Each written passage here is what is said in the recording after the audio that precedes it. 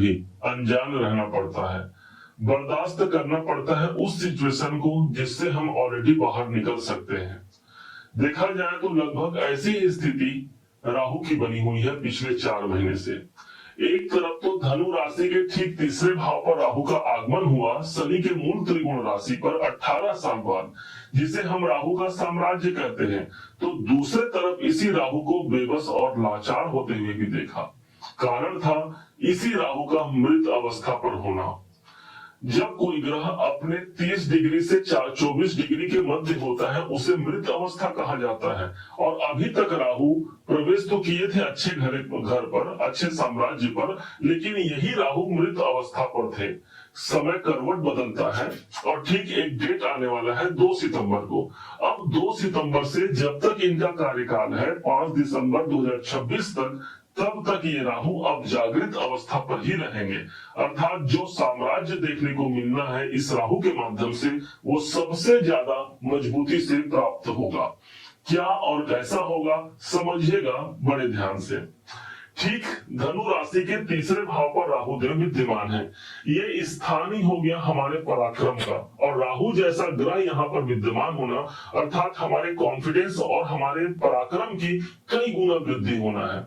अष्टम भाव से अष्टम भाव होने के कारण भावांत भावांग के सिद्धांतों के अनुसार कोई रुकावट, कोई समस्या, कोई परेशानी हम फेस कर रहे हैं, उस परेशानी से ये राहु हमको निजात दिलाता है। क्योंकि ये राहु का जो एट्रीब्यूट है वो हमारे अंदर देखने को मिलेगा ना, हमारे तीसरे घर पर आया है। याद होगा आपको जब अमृत पान कराया जा रहा था सभी देवताओं को, यही वो राहु था जो सभी बंधनों को तोड़ करके येन केन प्रकारेण वहां तक पहुंच जाता है जहां पर अमृत मिल रहा था और अमृत का पान कर लेता है। ठीक इसी प्रकार यही राहु हमको अमृत तक पहुंचा पाएगा। सभी ग्रह हवा है, हवा के झोंके हैं, लेकिन ये एक ऐसा अकेला राहु है जो हवा नहीं बल्कि ये तूफान है, और हमको एक सफलता के बड़े तूफान तक ये पहुंचाने जा रहा है। इसलिए पराक्रम घर पर होना, एक विशेष कोई एग्रीमेंट की पूर्ति यहाँ पर हो सकती है, कोई अनुबंध यहाँ पर फाइनल हो सकता है। आप ऐसे सेक्टर से जुड़े हुए हैं जो स्पोर्ट्स है, या फिर आईटी से आप जुड़े हुए हैं, सॉफ्टवेयर कंपनी से जुड़े हुए हैं, ऑनलाइन गतिविधियों से आप जुड़े हुए हैं, तो तीसरे घर का संबंध राहु से बनना उसी स्थान पर प्रोग्रेस दिलाता है। भाई प्रोग्रेस ही क्यों दिलाएगा? कारण इसका यह है कि अपने मित्र की राशि पर, अपने स्वयं की राशि पर होना, और ऊपर से राहु तीसरे भाव के सबसे बड़े कारक होते हैं। देख लीजिए आप इसको शास्त्र उठा करके कि राहु जब भी तीसरे, छठे, 10वें और 11वें भाव पर जाएगा तो ये गोचर इसका सर्वश्रेष्ठ गोचर होता है। अब वही सर्वश्रेष्ठ जो गोचर है वो हमको प्राप्त हो गया। राहु के पास 3 दृष्टियां हैं। अब इन 3 दृष्टियों का क्या प्रभाव होगा जानिएगा। सबसे पहला दृष्टि आपके 7वें भाव पर, 10वीं इनकी 7वीं दृष्टि, इनकी जो 9वीं दृष्टि है वो हमको भाग्य भाव पर, और इसके बाद जो इनकम के भाव पर इनकी 9वीं दृष्टि प्राप्त होनी है। इसका मतलब 7वें भाव पर इनकी दृष्टि का आना बिजनेस व्यापार के लिए एक बहुत अच्छा यहाँ पर योग बन गया।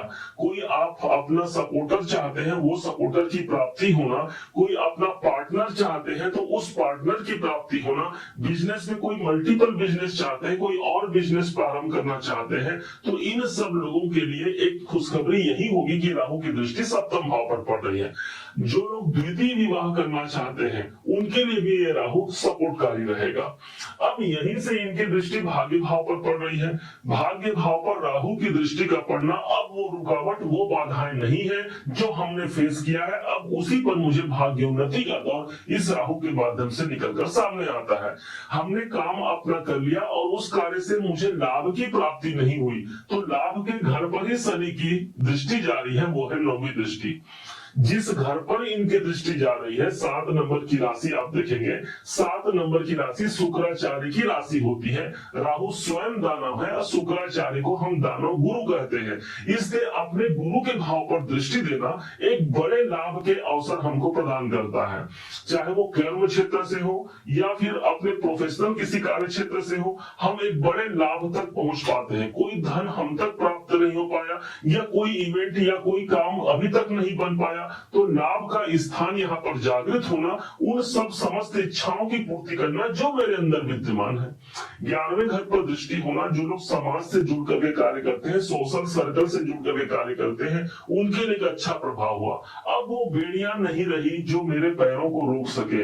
अब तो बल्कि राहु कहता है ना कि मुझे कैसे भी करके उस कलश तक पहुंचना है जिसमें अमृत भरा है। अर्थात मेरा जो विजन है, आपने जो विजन बनाया है अपने जीवन में कि मुझे यहां तक पहुंचना है, उसका आगाज आपको 2 सितंबर से ही देखने को मिलेगा और इसका प्रभाव पूरे 2026 तक रहेगा। इसका मतलब 2026 की न्यू इसी सितंबर महीने में ही प्रारंभ होने जा रही है, जो एक बड़ा कॉन्टेक्ट या एक बड़ा सफर हमको दिला सकता है। ये वो तूफान है राहु का जो हमको सफलता के शीर्ष मुकाम तक पहुंचा सकता है। अब वो रुकावट, वो बाधा नहीं रही। मैं अपने जीवन पर एक लक्ष्य बना करके आगे बढ़ता हूं। बस आपको समय देना होगा। समय क्यों देना होगा? क्योंकि ये 11 नंबर की राशि पर है। 11 नंबर की राशि के स्वामी शनिदेव होते हैं। शनि अर्थात समय, और राहु वहां पर बैठा हुआ है। अर्थात मैं अपने लक्ष्य पर काम करता हूं, मुझे पर्याप्त समय दे करके मैं वहां तक पहुंच पाता हूं जहां मुझे पहुंचना है। कभी कभी ऐसा होता है कि राहु हमको तुरंत त्वरित कोई कार्य करा देगा और उस कार्य को हम कहेंगे अचानक से होने वाले कार्य। इस समय पर कुछ अचानक से सहसा कार्य हो सकते हैं और वो कार्य भी एक तो हमारे भाग्योन्नति से संबंधित और बड़े लाभ के अवसर से ये हमको जोड़ पाते हैं। अब कहा गया है हर सिक्के के 2 पहलू होते हैं। पहला पहलू तो आपने जान लिया, दूसरे पहलू को भी जान लीजिए ताकि इस राहु से हमको कोई प्रॉब्लम ना आ पाए और हम अपने बड़े सफलता तक पहुंच पाए। राहु का काम है भय और भ्रम देना। अनायासी मन को भयभीत करता है ये राहु, और अनायासी हमको भ्रमित भी यही राहु कर जाता है। भगवान देवाधिदेव की आराधना करने से ये राहु सदैव नतमस्तक रहता है। माना जाता है रुद्राभिषेक करने से, गंगा स्नान करने से इस राहु के पॉजिटिव प्रभाव हमको प्राप्त हो पाते हैं। सदैव सकारात्मक ऊर्जा से भरे रहिए। निश्चय जानिए तीसरे भाव का गोचर एक महत्वपूर्ण गोचर है। वो साम्राज्य तक हमको पहुंचा सकता है जिस साम्राज्य की कामना हमने अपने जीवन पर की है। यही वो समय होगा जहां पर एक बड़े लक्ष्य, एक बड़े विजन पर आप काम करते हुए सफल हो रहे हैं। उम्मीद है आप सबने इसे समझा, आप सबने इसे जाना। यदि आपने इसे समझा, जाना, मेरे समझाने का प्रयास यदि आपको सार्थक लगा हो, मेरे समझाने का तरीका यदि आपको सार्थक लगा हो, तो हर बार की भांति इस बार भी अपना प्यार भरा लाइक और कमेंट करना कभी मत छोड़िएगा। और हाँ, यदि अभी तक आपने चैनल को सब्सक्राइब नहीं किया है, सब्सक्राइब जरूर कीजिएगा। पुनः एक बार फिर आप सभी का दिवस बहुत मंगलमय हो, इन्हीं शुभकामनाओं के साथ। जय श्री राम।